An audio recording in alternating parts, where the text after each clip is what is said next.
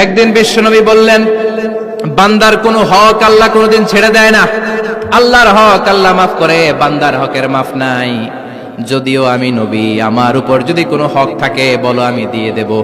কোন সাহাবী দাঁড়ায় না। এক সাহাবী দাঁড়িয়ে বললেন, নবী, যুদ্ধের ময়দানে চাবুক চালানোর সময়, লাঠি চালানোর সময় এক কাফেরকে মারতে যে আপনার লাঠির বাড়ি আমার পিঠের মধ্যে পড়েছে। আপনি যেহেতু এই কিসাসটা আদায় করতে চান, আপনার পিঠে আমি লাঠির বাড়ি মেরে এটারে শোধবোধ করে দিতে চাই। সাইয়েদনা ওমরে ফারুক হাদের জামা এরকম পড়তে শুরু করছে, আয় এদিকে আয়, তোরে শোধবোধ করাই। বিশ্বনবী বললেন, ওমর রাখো, এটা বান্দার হক, মিটাতে দাও। বিশ্বনবী বললেন, আসো, তুমি এসে আমার পিঠে লাঠি দিয়ে চাবুক দিয়ে বাড়ি মারো। সাহাবী বলে, ও নবী, তখন দুর্ভিক্ষের সময়ের যুদ্ধ ছিল, আমাদের গায়ে জামা ছিল না। যখন আপনি আমার চাবুকটা পিঠের মধ্যে মেরেছেন, আমার পিঠে তখন জামা ছিল না।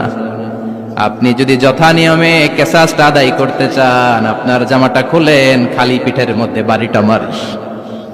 এবার ওমরে ফারুককে ধরে কে, এদিকে আয়, তোরে দেখাইতেছে। বিশ্বনবী বললেন, ওমর থামো, মারতে দাও। বিশ্বনবী উনার জুব্বাটা উপরের দিকে উঠালেন, পিঠের মধ্যে বাড়ি দেওয়ার জন্য ওই সাহাবীকে ডাকলেন। ওই সাহাবী বিশ্বনবীকে পিছন দিক থেকে জড়িয়ে ধরে ওই মোহরে নবুয়তের মধ্যে চুমু দিয়ে ফেলেছে।